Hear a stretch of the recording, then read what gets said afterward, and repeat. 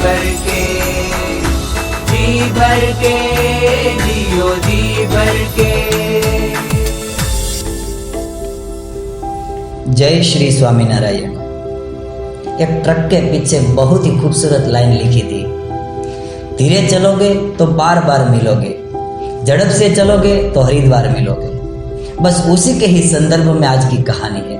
एक बहुत ही बड़ा राज्य था और वहां के राजा बहुत ही पराक्रमी और प्रजा प्रेमी था। राजा की प्रसिद्धि और दयालु प्रकृति के कारण दूर दूर देश से तरह तरह के लोग अपनी कला प्रस्तुत करने के लिए और राजा को प्रसन्न करने के लिए आते थे। राजा भी बदले में उसको वस्त्र, आभूषण या सुवर्ण मुद्रा प्रदान करते थे। उसी में एक बड़े ही विद्वान राज्य में आए और राज्य सभा के समक्ष प्रस्ताव रखा कि मैं एक बहुत ही लाजवाब संस्कृत का श्लोक लेकर आया हूँ जिसकी कीमत है 1000 सुवर्ण मुद्रा। सब चौंक गए कि ऐसा तो क्या है ये श्लोक में। विद्वान ने बड़ी ही सरलता से जवाब दिया कि बस यही तो खूबी और खासियत है ये श्लोक की। आज नहीं, कल नहीं, परसों नहीं, लेकिन सालों बाद तुम सबको पता चलेगा कि ये श्लोक की कीमत क्या है।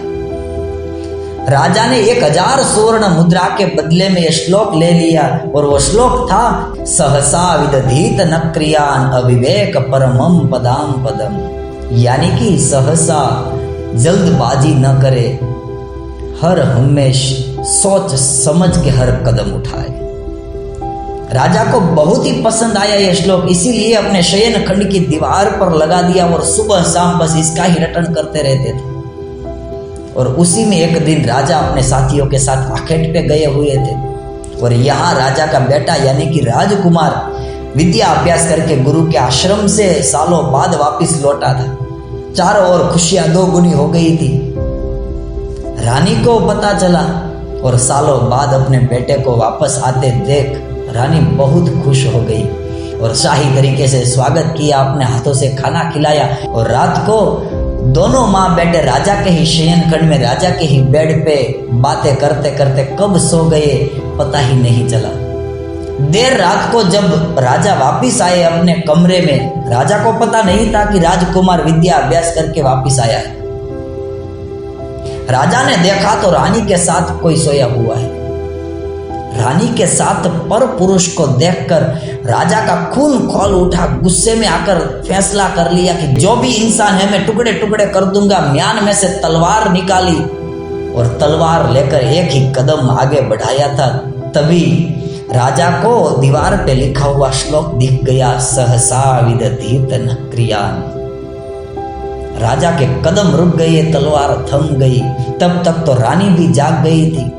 राजा के हाथ में तलवार देख सब परिस्थिति का अंदाज लगा लिया और रानी ने कहा कि ये हमारा ही राजकुमार सालों बाद विद्या अभ्यास प्राप्त करके वापस लौटा है और मेरे साथ ही हमारे बेड पे सो गया था। ये सुनते ही राजा के होश उड़ गए, तलवार नीचे गिर गई और राजा भी घुटनों के बल जमीन पे बैठ गए। अपने दोनों हाथ से सिर पकड़कर रोने लगे कि मुझसे बहुत ही बड़ी गलती हो जाती आज और पश्चाताप के अलावा मुझे कुछ हासिल नहीं होता। आज मुझे ये श्लोक की कीमत समझ में आई। ये श्लोक के बदले में 1000 सुवर्ण मुद्रा तो काफी कम है। मुझे अब पूरी जिंदगी अफसोस रह जाता।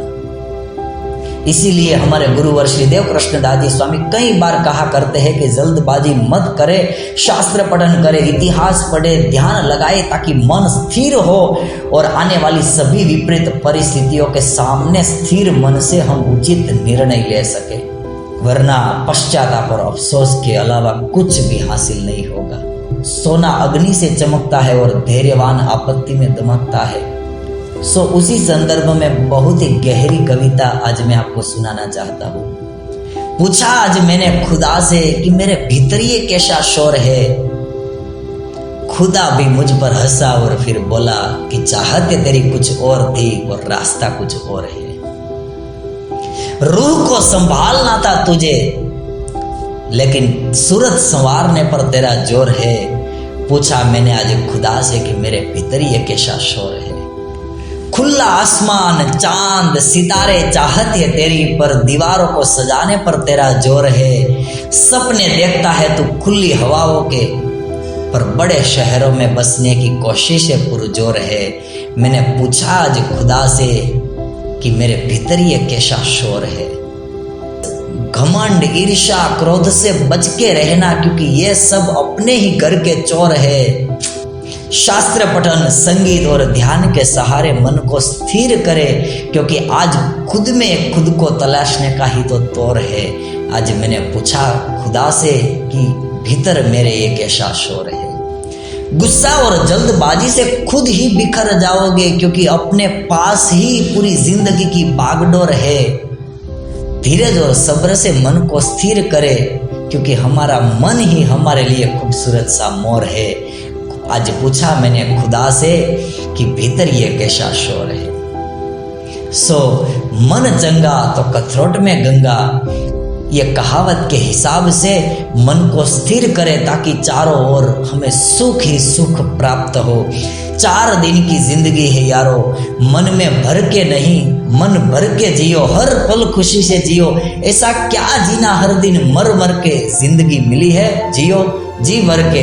और यदि आप भी हमारे साथ इस बेहतरीन लाइफ की सफ़र में जुड़ना चाहते हो तो इस सूरत गुरुकुल यूट्यूब चैनल को सब्सक्राइब करें, इस वीडियो को शेयर करें, लाइक करें और कमेंट बॉक्स में अवश्य लिखें जियो जी भर के। अस्तु। जय श्री स्वामीनारायण।